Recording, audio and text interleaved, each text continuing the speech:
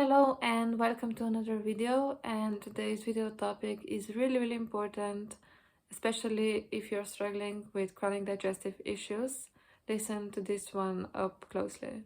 So it's a topic about which are the best gut foods and with which diet to go when it comes to healing your gut and getting that optimal digestion. Okay, so the other day I saw a lot of common questions in one of the Facebook group, which is a group to support people who are struggling with IBS.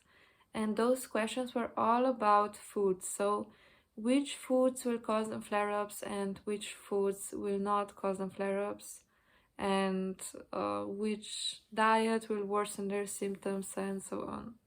So I think like the question about the diet is a question that every person is dealing with when it comes to chronic digestive issues at some point on their journey. But firstly, I think we people act like we all need so different things, like we all need so different diets, so different lifestyle, and that we are all so different from one another. But I think like the destination is the same for us because we are the same species. We do have the same tools. So we have similar organs, we have not identical, we have the same, not identical.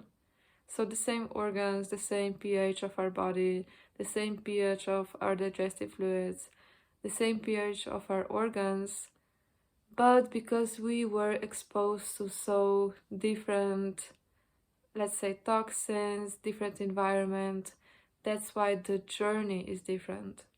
Not the destination, but the journey is different, how you will get there. So I backed a little deeper that we are all the same species, that's why the destination is the same.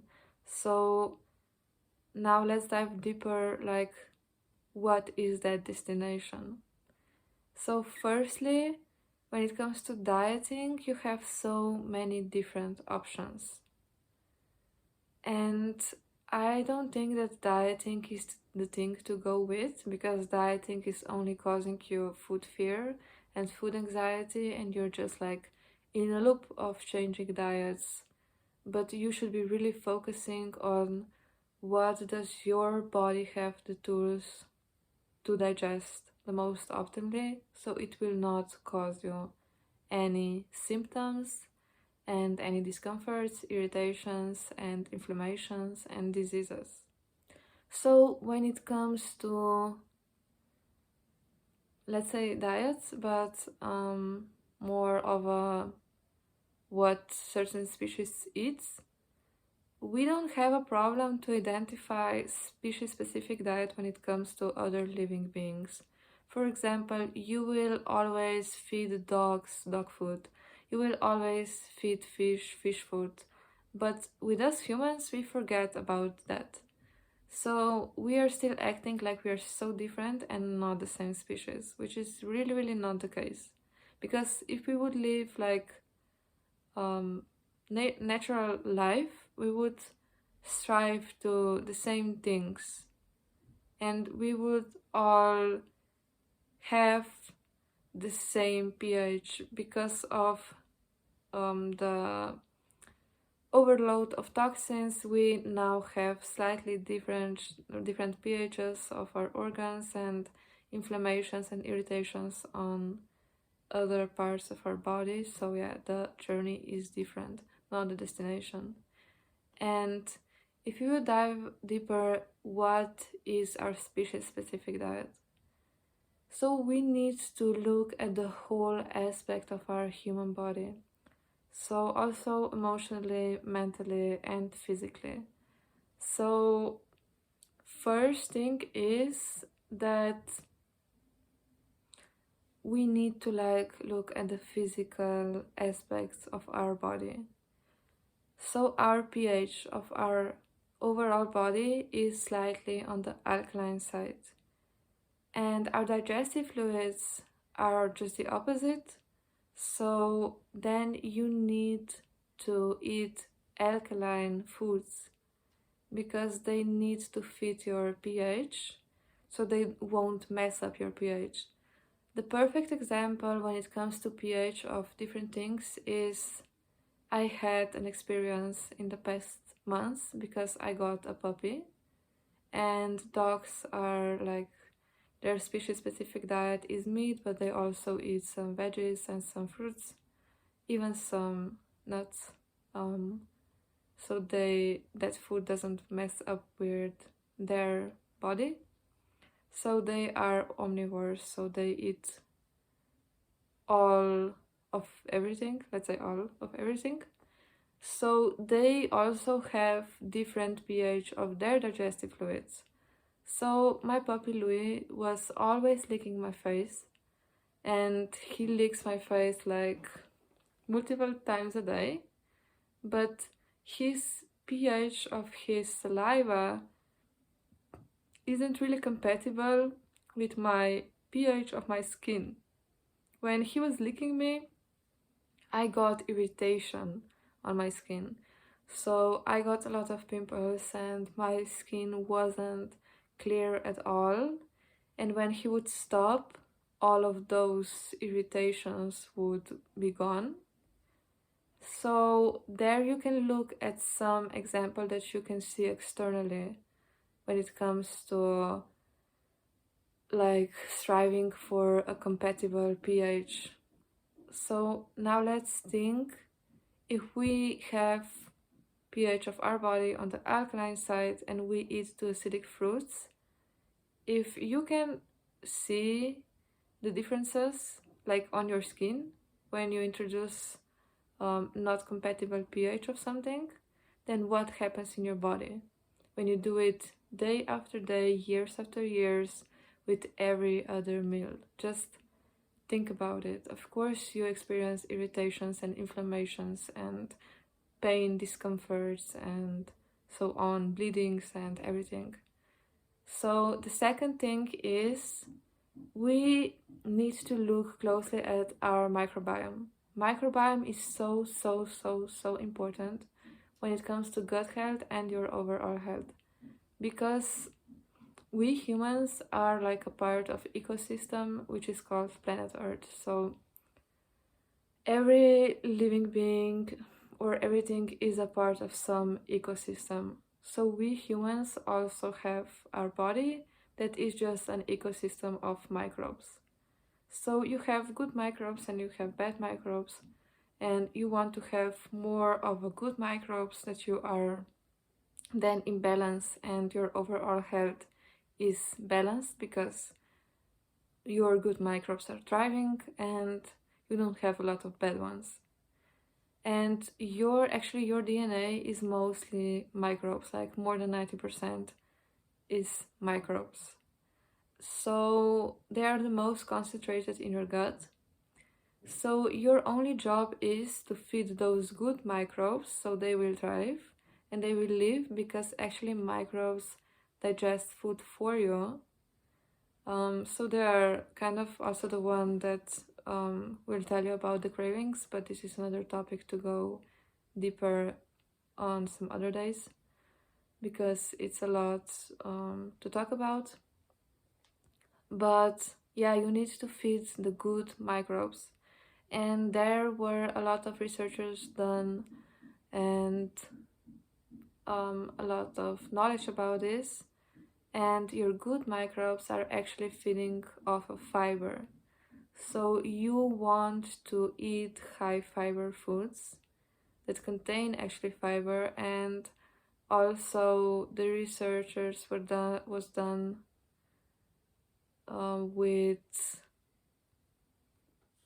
and also another aspect when it comes to choosing which diet is the perfect diet for you and for your gut is not to stop looking at food, which food has more of this and more of that, and which food has less of this and less of that, but start looking at food like which food has all the nutrients in the perfect ratio for your body to actually absorb.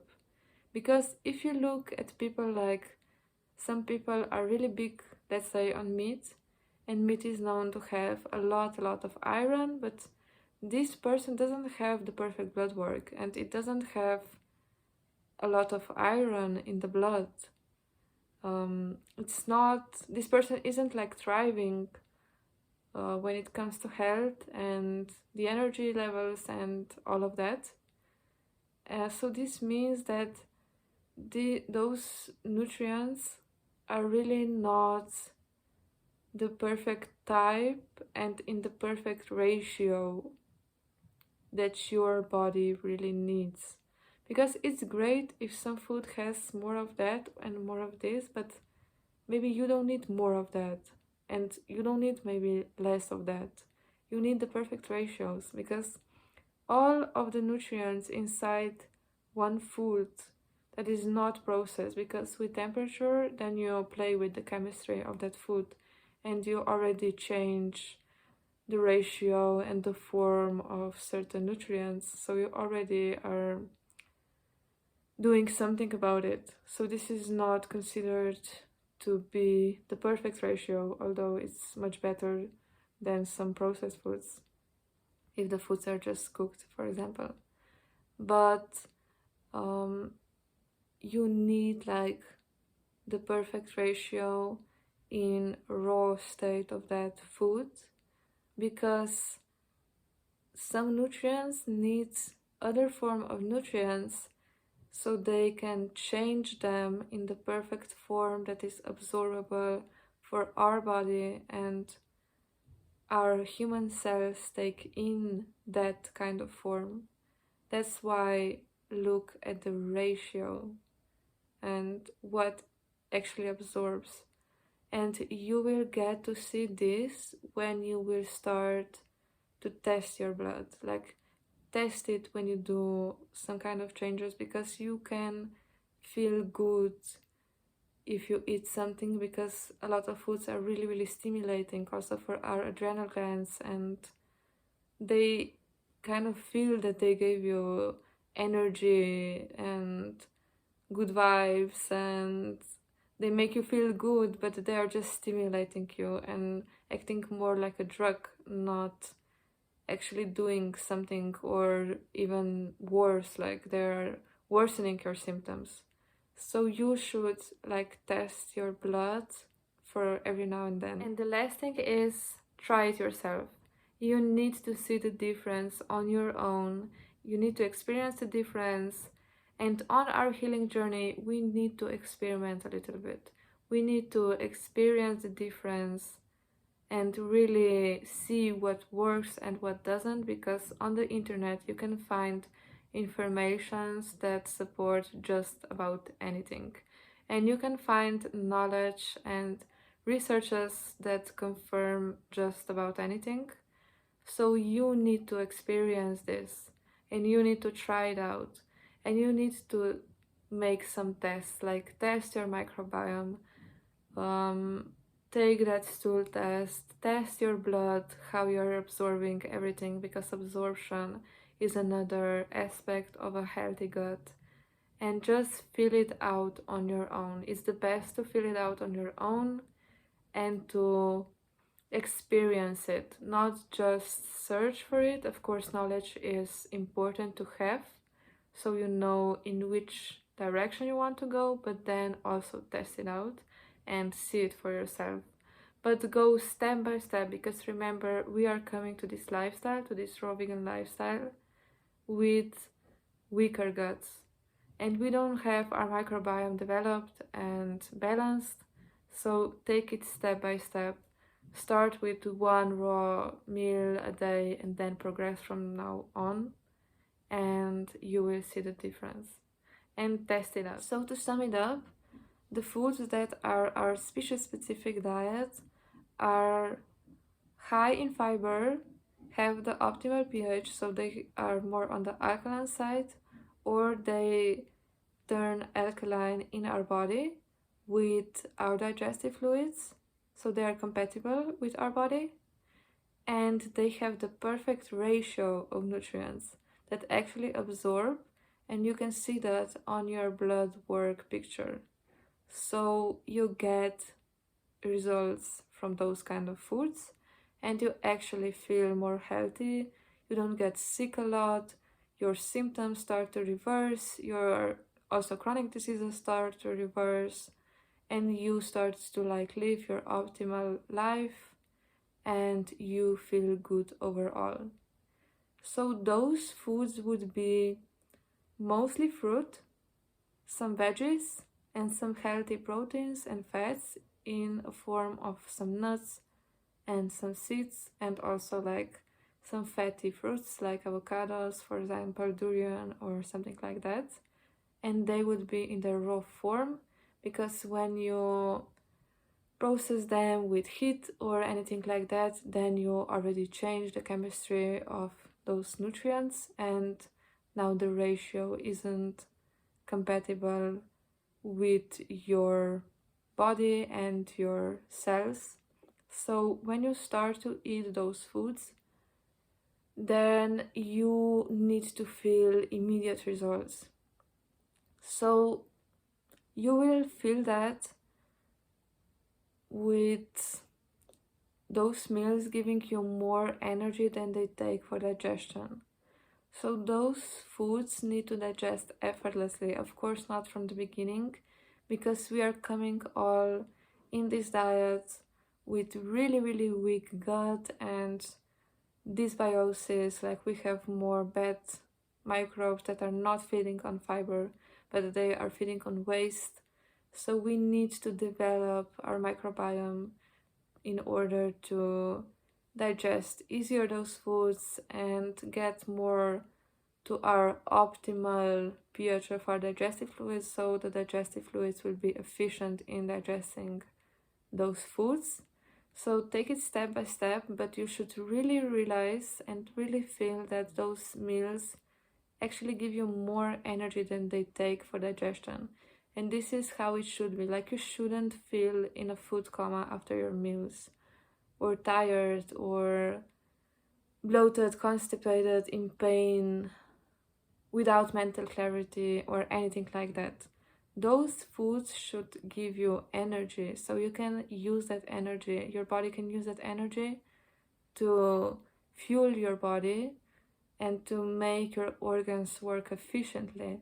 So once the organs have that extra energy to take and to give into working efficiently, then they also start to detox, and you will feel actually reversing of your symptoms, and you won't struggle anymore, and you won't be bloated, constipated, you won't have stomach pain, your stool won't be loose, and you won't have diarrhea, you won't feel nauseous, because those are the food that your body really craves and really thrives on. And they will taste good to you, because your body wants them, because you're designed to eat those kind of foods, especially fruit.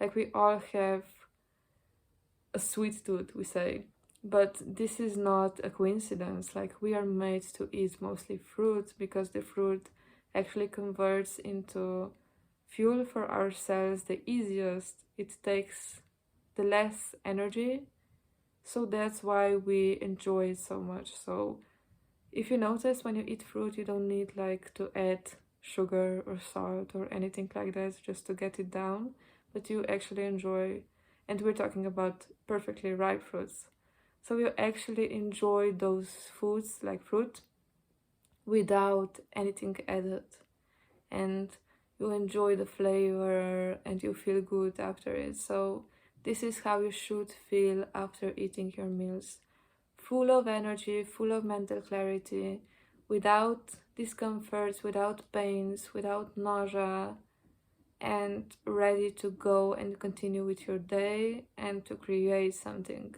not to just lay in bed with your symptoms. And you should enjoy your meals, like also taste wise, like the things you enjoy taste wise, they feel good to your body also, because your body is giving you a sign that this is good for your body, that this is what it wants. And don't like think about the stimulants that are salt and sugar. Of course they feel good to you because they are stimulating, they're like drugs, but take that aside and eliminate that, and then eat your food and see how enjoyable this food is.